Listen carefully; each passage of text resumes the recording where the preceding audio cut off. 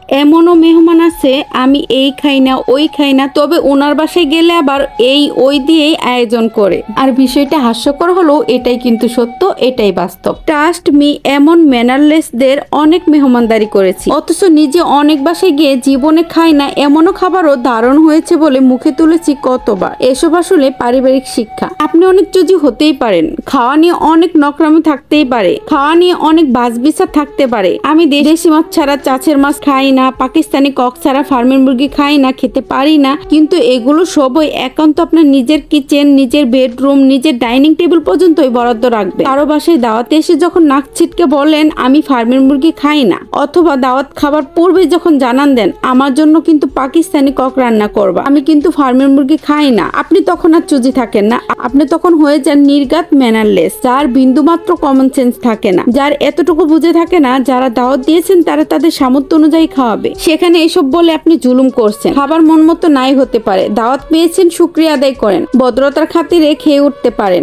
এটাই সভ্য লোকদের, সম্মানিত লোকদের আখলাক। আবারও বলি, আপনি কি খান আর কি না খান সেইটা নিজের কিচেনে হিসাব করবেন, অন্যের কিচেনে না, কারণ অন্যের কিচেন আপনার টাকায় চলে না। জীবনযাত্রা, আত্মীয়তা, সম্পর্ক সহজ ও সুন্দর করেন, যাতে কেউ আপনাকে দাওয়াত দেওয়ার সময় 100 বার ভাবতে না হয় যে আমি কি খাওয়াবো বা কি খাবে সে, বা আদৌ সে কি কি খাবে বা না খাবে এগুলা কি আমার সামর্থ্যের মধ্যে পড়বে, এগুলো যাতে একজন মানুষকে না ভাবতে হয়। আপনাকে খুব সহজেই সে দাওয়াত দিতে পারে, মন চাইলে আপনি তার বাসায় ইজিলি যেতে পারেন, সে আপনার বাসায় আসতে পারে। তো এমন সম্পর্ক কিন্তু থাকা উচিত, এমন চয়েজি থাকা উচিত। আপনি চুজি হতেই পারেন, আগেই বললাম আপনি চুজি হতেই পারেন, তবে সেটা আপনার কিচেনেই রাখবেন। একটা সবচেয়ে মজার কথা বলি, আমি কিন্তু আগে অনেক বেশি বাজগুজ করতাম, কিন্তু সময়ের সাথে সাথে আমার সব বাজগুজ মানে এরকম ম্যানারলেস হতে চাই না। তো যদিও আমি গেলে কখনো কোথাও বলি নাই না খেলে না খাইছি, তারপর বলি নাই যে এটা খাবো না ওটা খাবো না, তবে আমাদের পরিবারের মধ্যে এটা সীমাবদ্ধ ছিল। আর আমাদের সমাজে কিন্তু এমন ম্যানারলেস মানুষ অনেক আছে। তো যাই হোক, এই কথাটা কিন্তু শুধু তাদের জন্য প্রযোজ্য, সবার জন্য নয়। তারপরও যদি আমার কথায় কোনো ভুল ত্রুটি হয়ে থাকে তো অবশ্যই ক্ষমার সুন্দর দৃষ্টিতে দেখবেন। আর আমি কিন্তু কাউকে হার্ট করার জন্য কথাগুলো বলি নাই। তো যাই হোক, এই তো দেখেন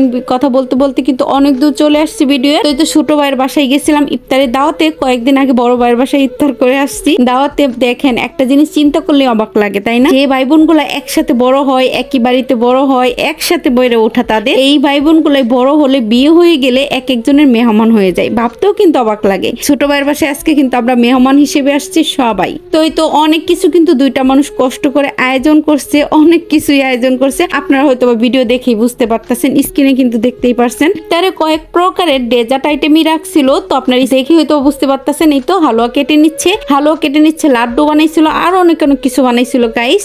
রোজা নিয়ে আমাদের জন্য এত কষ্ট করে এত কিছু বানানোর জন্য বা আয়োজন করার জন্য তোমাদের দুইজনকে অনেক বেশি ধন্যবাদ আমার পক্ষ থেকে। তো যাই হোক, এটা দেখেন, এটা কিন্তু ইফতারের আগ দিয়ে মানে 2-1 মিনিট আছে আর কি। বড় ভাইয়া কিন্তু মুড়ি মেখে নিচ্ছে, ছোটটা হেল্প করতেছে। আর ইফতার করার জন্য কিন্তু ফ্লোরের ব্যবস্থা করা হয়েছে, যেহেতু অনেক মানুষ, যেহেতু এখন ইফতারের টাইম, এখন ইফতার করে নিব। তো আপনাদেরকে সবাইকে রমাদান মুবারক। সবাই ভালো থাকবেন, ছোট্ট কেরান, আল্লাহ হাফেজ।